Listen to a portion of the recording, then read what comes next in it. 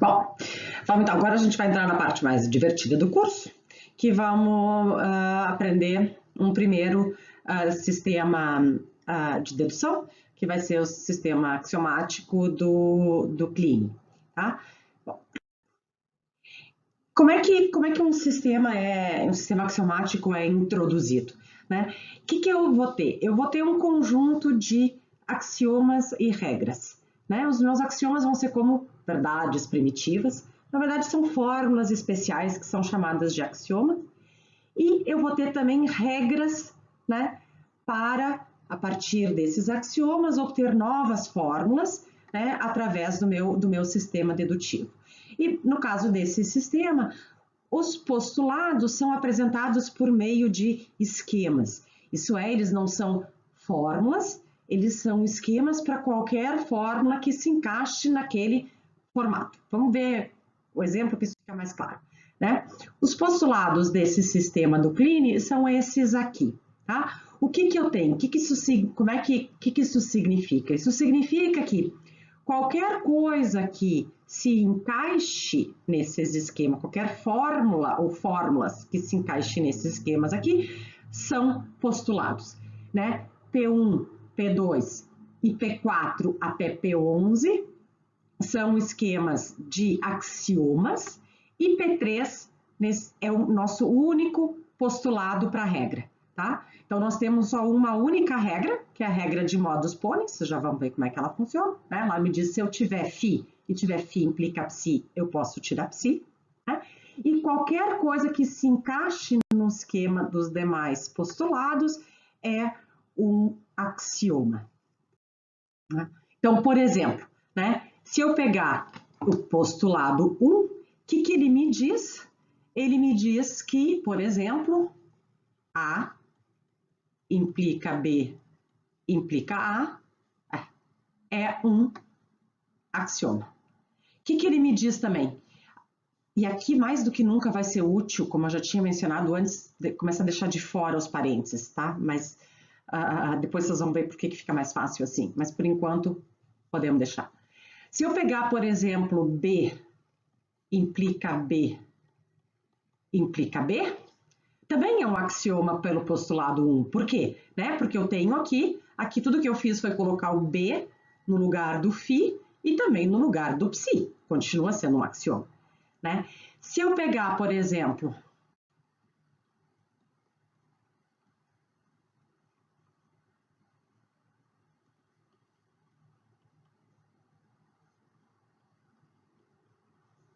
é um axioma por esse postulado aqui. Por quê? Porque eu consigo encaixar ele aqui. Eu tenho φ, tenho uma implicação, tenho uma outra fórmula, tenho uma implicação e tenho a mesma fórmula que eu tinha antes. Essa implicação aqui nem dá para ler, né? Tá? Então, qualquer coisa que se encaixe nesse formato é um axioma pelo postulado P1. Tá? O segundo é um pouquinho mais chato porque ele é longo, tá? Mas a ideia é simplesmente a mesma, né? Se eu pegar, por exemplo, uma primeira coisa que implica uma segunda, que eventualmente até poderia ser igual à primeira, lembrem? Como para variáveis, né? Como essas aqui são, como para variáveis, símbolos idênticos têm que ser substituídos pela mesma fórmula, né? Mas símbolos distintos podem ser substituídos por fórmulas distintas ou pela mesma. Então, aqui eu poderia ter, por exemplo, abre dois parênteses, agora eu tenho que colocar a mesma coisa que eu tinha colocado no lugar do φ, né? Agora eu tenho que colocar a mesma coisa que eu tinha colocado no lugar do psi, né? Implica, agora pode ser uma terceira coisa, que já apareceu antes, ou pode ser uma nova, né? Eu posso ter aqui, por exemplo, não dê. Implica, e agora eu tenho que colocar o que eu tinha colocado no lugar do φ, que era o não A, e o que eu tinha colocado no lugar do θ, que é o não dê.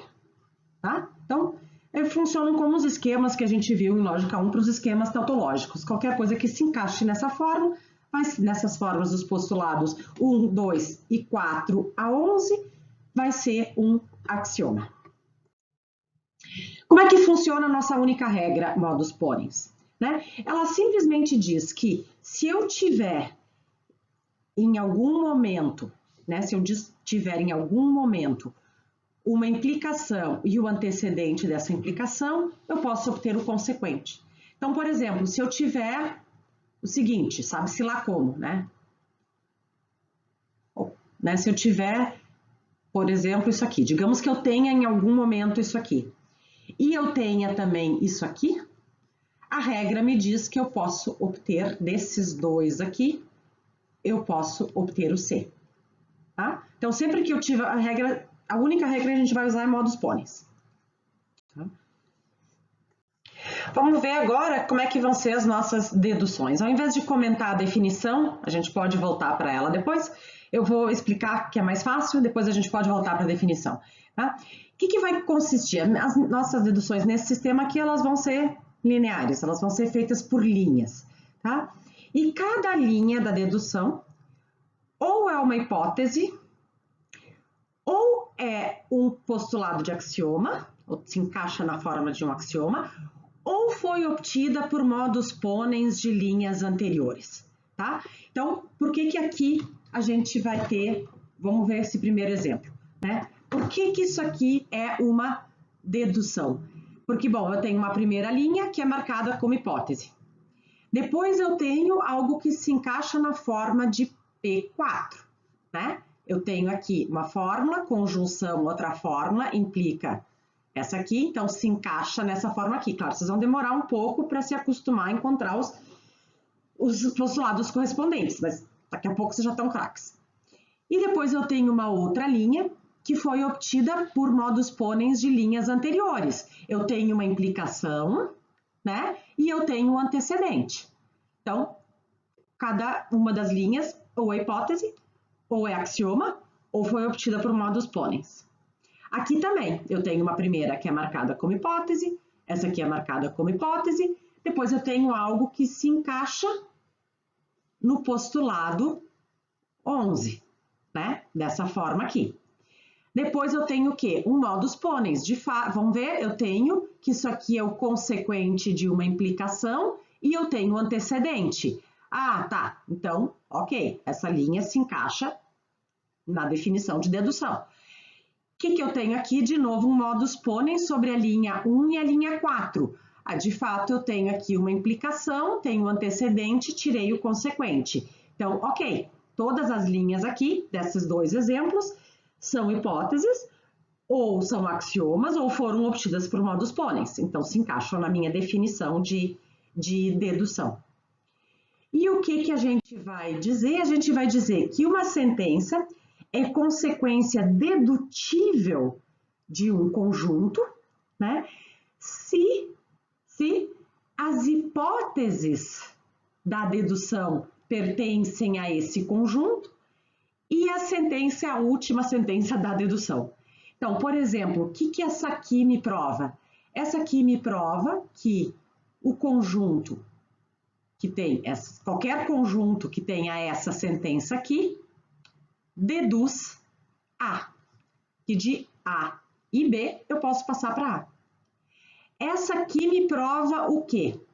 Essa aqui me prova que A implica B e não A, e não há, são minhas duas hipóteses, que disso aqui eu posso deduzir a última, que é o B, tá? Então, a gente sempre diz que uma sentença vai ser consequência dedutível de um conjunto se tiver uma dedução, onde essa sentença é a última e onde todas as hipóteses estão no conjunto, tá? Então, se for hipótese, tem que estar no conjunto, tá? E, por fim, a gente vai dizer que uma sentença é um teorema, né, nesse sistema de lógica clássica, se tiver uma dedução dela a partir do vazio, isso é, sem hipóteses. Uma dedução na qual não há nenhuma hipótese. Elas são deduções bem mais complicadas de identificar, vocês vão demorar para chegar nelas, mas vamos só vendo passo a passo aqui por que esse aqui se encaixa na definição de uma dedução, de uma prova, de um teorema, né? O que eu tenho a primeira aqui? A primeira linha se encaixa na forma de P8, né? Porque eu tenho que uma primeira coisa implica a disjunção dessa coisa, quer dizer, uma outra coisa disjunção com ela. Então, tá na forma do P8, tá? Essa aqui é mais chata de ver, mas tá na forma do P1. O que vocês têm? Vocês têm aqui o Φ, né? E aqui vocês têm o Ψ implicando o Φ, tá? Depois vocês podem fazer com mais calma, vocês vão ver que se encaixa na forma de P1. Agora a gente tem um modus ponens aplicado às linhas 1 e 2. De fato, eu tenho aqui uma implicação, eu tenho aqui o antecedente, e aqui eu tiro na linha 3 esse consequente. Então, é um modus ponens aplicado a linhas anteriores. Aqui eu tenho algo que se encaixa na forma do postulado 4, né? Eu tenho uma conjunção e eu tiro o... Aqui tem um erro, é o postulado 5 aqui, tá? Eu não vou regravar o vídeo, peço desculpas, aqui é o postulado 5. Né? Eu tenho uma conjunção e eu tiro o segundo conjuntivo. O que eu tenho aqui? Aqui o P2 é sempre mais chato, tá? Até vocês vão se incomodar com ele para sempre, porque ele é muito chato, mas ele é super útil. O que vocês têm? O que vocês têm aqui? Vocês têm, que tá mais chato de ver, vocês têm que uma primeira coisa implica uma segunda, depois vocês têm que essa primeira, né? Vocês têm então o Φ implica Ψ, implica, agora vocês têm de novo o Φ, implica o Ψ, que era o B, implica uma terceira coisa que é o θ, né? E depois implica que a primeira coisa, o Φ, implica o θ. Tá? Com papel maior e fazendo risquinho, vocês vão ver, vocês vão dar uma pausa no vídeo e vão ver que se encaixa em P2. Tá? E depois, o que a gente tem? Um modus ponens aplicado às linhas 4 e 5. De fato, eu tenho uma implicação aqui, e aqui eu tenho antecedente, aqui eu tirei o consequente. E depois um modus ponens aplicado às linhas 3 e 6, que vai me dar isso daqui. Então, agora eu tenho uma dedução sem hipóteses. Quando eu tenho uma dedução sem hipóteses, o que eu obtenho no final de uma dedução sem hipóteses é um teorema, tá? Porque é consequência dedutiva do vazio. Vamos fazer alguns exemplos e com isso eu vou aos pouquinhos introduzindo certas dicas de como é que a gente faz dedução. E a dica nesse sistema, a dica principal nesse sistema aqui é lembrar a nossa regra. Qual é a única regra? A minha única regra é modus ponens. O que essa regra me dá? Ela me dá o consequente de uma implicação se eu tiver o antecedente, né? Então, vocês percebam que se eu pegar qualquer coisa que se encaixa, por exemplo, na forma do postulado 1, né? O que ela pode me dar, né? Ela pode me dar, por exemplo, uma implicação, se eu tiver esse aqui, né? O que pode me dar, por exemplo, o postulado 6? Postulado 6, o que eu tenho? Né? O meu postulado 6 tem essa forma aqui. Né? Estou fazendo besteira. Φ e Ψ. Né?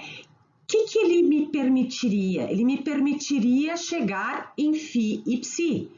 Claro, desde que eu tenha o Φ e o Ψ. Eu teria que ter isso aqui, sabe-se lá como. Mas ele me permite, ele me entrega, né, como ponto de chegada uma conjunção. O P7 e o P8 me entregam como ponto de chegada uma disjunção. Tá? O P10 me entrega como ponto de chegada para o modus ponens uma negação. Tá?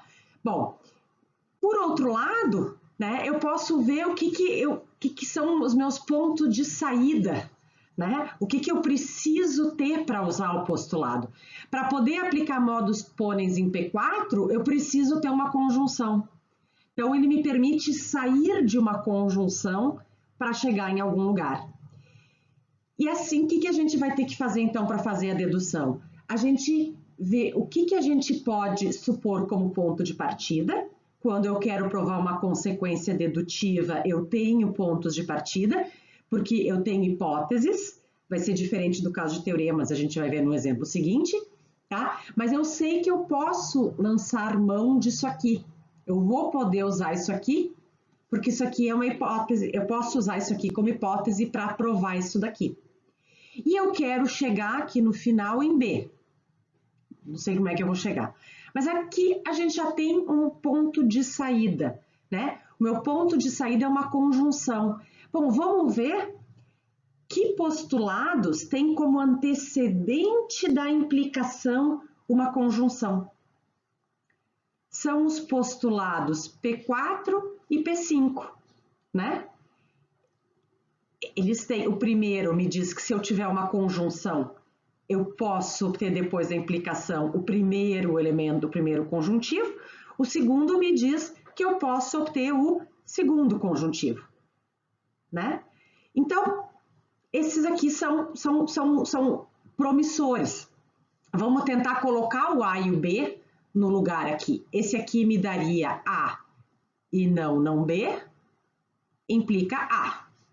Eu poderia, por modus ponens, com isso, com a minha hipótese, com isso aqui, mais o P4, eu poderia chegar no A. Mas, bom, o A não parece me interessar muito. O que vai me adiantar o A para chegar no B? Vamos tentar o P5. O P5 me diz que se eu tiver o A e não B, eu poderia chegar por modus ponens em não B. Isso já parece bem mais interessante. Então, eu sei como sair daqui e chegar em não B. Agora, eu tenho que pensar se não B me adianta para chegar no B. Aí, bom, agora, novamente, o que é a minha saída? A minha saída é uma dupla negação. Onde é que aparece a dupla negação? Em P11, eu vou poder sair de P11. Então, agora vamos tentar montar. Vamos ver se dá certo usar o P5 e depois o P11. O que eu tenho por P5? Eu tenho que A e não B deduz não B, implica não B, né, por P5. Agora, o que a gente pode fazer? A gente pode fazer um modo destacar, né, separar essa conclusão aqui, essa consequência da implicação. Por um modus ponens sobre 1 e 2, eu chego em não B. Bom, e agora o que a gente viu? Que a gente, P11 serve para sair de dupla negação. Então, eu pego não B, implica B, vai ser P11. Esse aqui era o meu rascunho, deixa eu apagar aqui. Bom, e agora, por modus ponens, sobre 3 e 4, eu chego na linha 5 em B.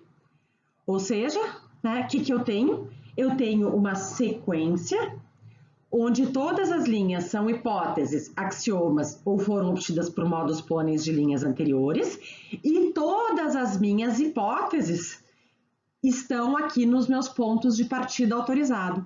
Portanto, eu provei que B é consequência dedutível disso que eu tomei como hipótese. Tá? Então, quando vocês estiverem procurando deduções, vocês vão fazer assim, de onde é que eu estou saindo? E procurem axiomas que têm como antecedente alguma coisa a ver com o ponto de partida de vocês. E tentem ver também, não foi o exemplo aqui, mas em outros exemplos isso vai acontecer, dependendo onde vocês querem chegar, procurem postulados que têm no final da implicação algo da forma que vocês querem chegar, que vai ser muito provavelmente um postulado que vocês vão usar. Tá? Vamos fazer mais um exemplo, bem difícil, mas que vai ser importante para depois vocês seguirem adiante. O próximo exemplo vai ser provar isso aqui, A implica A. Tá? Como é que a gente vai provar isso aqui? E essa prova é bem chatinha, depois não se apavorem, tá? Vocês vão fazer exercícios bem mais fáceis. Só que esse aqui vai ser muito usado, então... embora ele não seja fácil de achar a prova, ele é curtinho, dos teoremas, quer dizer, dos teoremas que não são axiomas, é dos mais curtinhos, tá? Bom, acho que é o mais curto, não sei, vou pensar. Bom, vamos pensar, vamos ver então, agora o que eu tenho? Agora eu tenho uma dificuldade, eu quero provar isso aqui como teorema, ou seja, eu não quero usar hipótese nenhuma, tá? Não posso usar hipótese, não posso escrever nada como hipótese, porque eu tenho que deduzir do vazio. Então, tudo que eu tenho para anotar aqui é o meu ponto de chegada, eu quero chegar em A, implica A. Bom, então lembrem da dica. Quando eu estou examinando o ponto de chegada, eu tenho que procurar quais axiomas me entregariam no final da implicação o conectivo que eu estou buscando, que aqui é a implicação. Então, eu tenho que ver quais são os postulados que me entregam, depois de uma implicação, também uma implicação. E aqui tem que ser uma implicação de uma coisa simples com outra simples. Né? Tem que ser algo, tem que me entregar, né? O meu postulado tem que me entregar algo dessa forma aqui, né? Ou tá, poderia ser isso aqui também, né? Mas vai ser mais difícil isso aqui. Se eu tivesse isso aqui, já facilitava a vida. Mas eu preciso de uma implicação. Não adianta um postulado me entregar, como por exemplo, o P6 até me entrega depois de uma implicação. Ele me entrega uma implicação. Só que é uma implicação que não é simples, que eu não vou poder encaixar, porque aqui não tem conjunção, tem que ser simples aqui. Então, eu vou ter que procurar um postulado que me entregue isso aqui, algo simples implicando algo simples. Quais são os únicos postulados que me entregam isso? No final da implicação, é o P1 e o P2, né? O P1 me entrega aqui, depois de uma implicação simples, e o P2 também entrega aqui no final de várias implicações, né? Mas entrega aqui no final de uma implicação, um simples implica um simples. Nenhum outro vai me servir, vai ter que ser um desses dois que eu vou usar. Vamos começar tentando usar o P1, que é mais fácil. Vamos ver, né?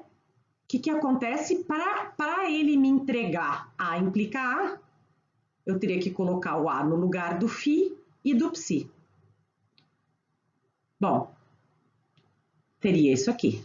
Bom, isso aqui de fato é um axioma, só que ele só me permite, então eu poderia escrever aqui A implica A. Implica A, podia escrever aqui. Só que para passar para o A implica A, eu teria que ter o A. E lembrem, eu não posso usar hipótese. Então, eu nunca vou chegar no A. Não tem, né? Não tem como chegar no A. Então, bom, não deu certo. P1 não vai servir. Sobrou P2. Vamos ter que tentar usar P2. Tá? Bom, então vamos fazer o seguinte. Vamos escrever, vamos testar, né? Não tem receita de bolo, tem só dicas. Vamos reescrever o P2, escrevendo ele de tal modo que ele me entregue aqui no final a implicar, tá? E vamos ver o que vai acontecer. Eu vou passar no outro slide porque vai ficar muito comprido, não vou escrever à mão aqui, mas eu vou mostrar como é que se encaixa.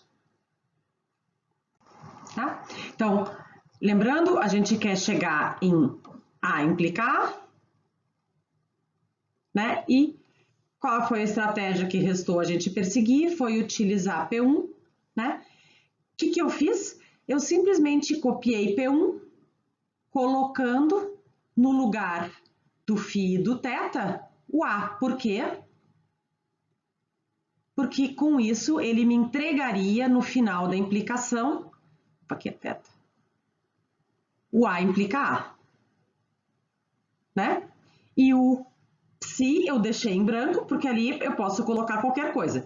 Desde que eu coloque a mesma coisa aqui e a mesma coisa aqui, eu vou estar no esquema do P1, desculpa, do P2, não é P1, é P2. Tá? Então, espero que seja claro o que eu fiz aqui. Eu simplesmente copiei o P2, colocando o A no lugar do φ e do θ para obter como final do P2 o meu A implica A. Bom, agora, para chegar no A implica A, eu vou ter que me livrar de tudo que veio antes, né? Eu vou ter que cortar fora o que veio antes. E qual é o único jeito de cortar fora? É pela regra modus ponens. Então, para eu sair daqui, para eu me mexer aqui, eu tenho que conseguir destacar esse antecedente. Eu tenho que dar um jeito de preencher essa lacuna aqui, de tal modo que eu possa destacar esse antecedente. Vamos anotar aqui, então, o que eu teria que ter? Eu teria que ter A implica alguma coisa. Não sei ainda o que é essa coisa. Se eu tiver o A implica alguma coisa, eu poderia, por modus ponens da linha 2 e 1, eu poderia escrever, eu poderia obter isso aqui. A implica, o meu espaço em branco, opa, aqui faltou uma implicação. Implica o A, implica A. Começaria a me livrar de uma parte do que eu não quero. E se eu em seguida conseguisse esse antecedente aqui, né? Se eu conseguisse isso aqui, ou seja, se eu tivesse isso daqui, né? Eu poderia agora aplicar um modus ponens sobre as linhas 4 e 3 e eu obteria isso aqui. Bom, então eu reduzi o meu problema a preencher essas lacunas aqui, eu tenho que preencher pela mesma coisa, porque é o psi, né?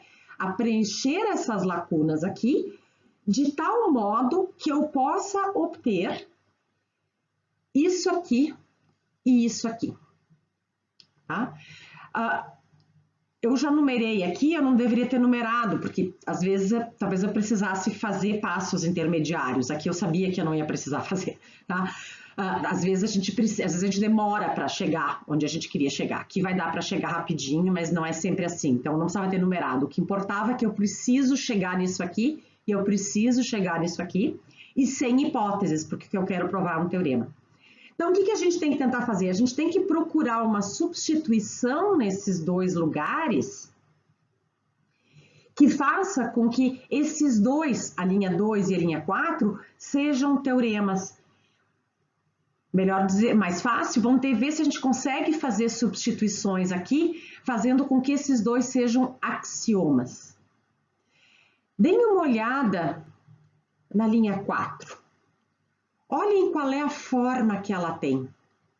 Ela tem essa forma aqui. Eu tenho um φ, que implica alguma coisa, que implica o φ de novo. Ou seja, ela já está prontinha na forma do P1. Qualquer coisa que eu colocar aqui, ela vai estar na forma do P1. Tá? Então, eu posso colocar qualquer coisa aqui que vai ser um axioma. Não preciso me preocupar com essa daqui. Resta fazer o quê? Resta procurar colocar alguma coisa aqui que faça com que eu encaixe em algum postulado, em algum dos meus axiomas. Eu tenho que colocar alguma coisa aqui, porque aqui eu posso colocar qualquer coisa que vai ser postulado, que vai ser axioma. Tem que procurar colocar alguma coisa aqui. Bom,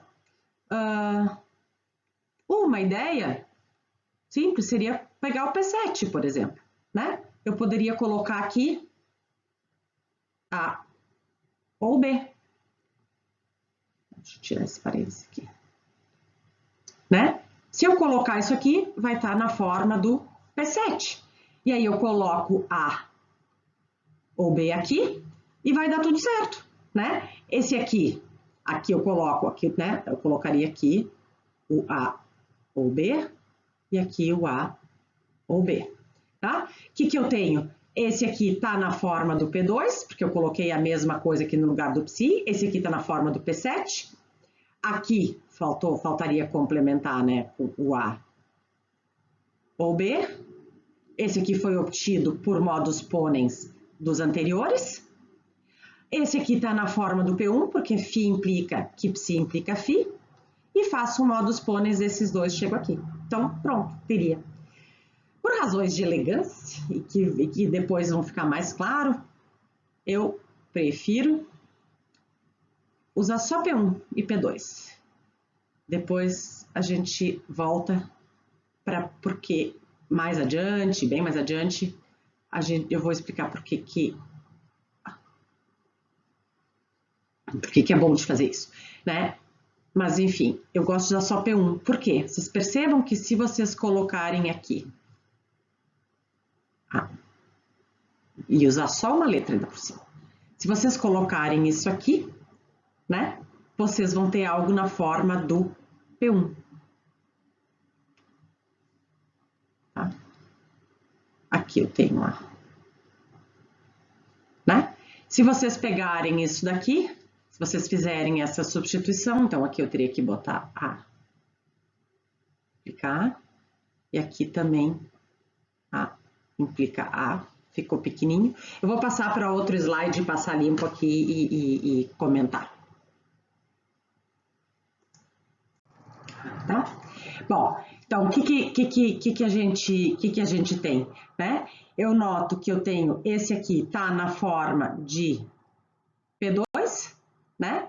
Porque eu tenho que o φ implica, eu estou tratando esse aqui em bloco psi, né? Tudo isso implica que o mesmo φ que eu tinha antes implica que o psi implica um θ, que é o meu A de novo, né? E isso implica que o φ implica o θ, tá? Bom, esse aqui tá na forma do P1, né? Porque eu tenho φ implica psi implica φ, tá? Agora, esse aqui eu obtenho por modus ponens de 2 e 1, tá? Uma dica, parênteses rapidinho, antes que eu esqueça, que vai ser útil depois. Não é necessário, tá? Mas vai facilitar a vida de vocês se vocês sempre colocarem, quando vocês indicam as linhas aqui de onde veio o modus ponens, que vocês coloquem o antecedente primeiro e depois a implicação. Mais adiante vocês vão compreender porque que vai ser útil a gente se acostumar a fazer assim, tá? Então, por isso que eu botei 2, 1, né? Embora o 1 venha primeiro, como esse aqui é o antecedente, vai primeiro o antecedente, depois a implicação. Bom, fecha parênteses. O que eu tenho aqui na linha 4? Eu tenho de novo a forma do P1, porque eu tenho φ implica, esse aqui em bloco psi, implica φ. Né? Então, ele está na forma do P1 também. E agora eu posso fazer um modus ponens da linha 4 com a linha 3. Tá? Então, não se apavorem, tá? Porque essa aqui, como eu disse, é uma dedução que vocês não vão achar tão fácil, mas como a gente vai usar ela logo, tá? Eu já mencionei, a gente vai no próximo vídeo ver mais algumas regrinhas para vocês irem se familiarizando e depois vocês podem fazer alguns exercícios. Tem um exercício que vocês já podem fazer, que é esse exercício 3, o 1. Eu acho que esse aqui vai ser bom vocês fazerem antes mesmo de seguir adiante. Façam esse e depois a gente continua.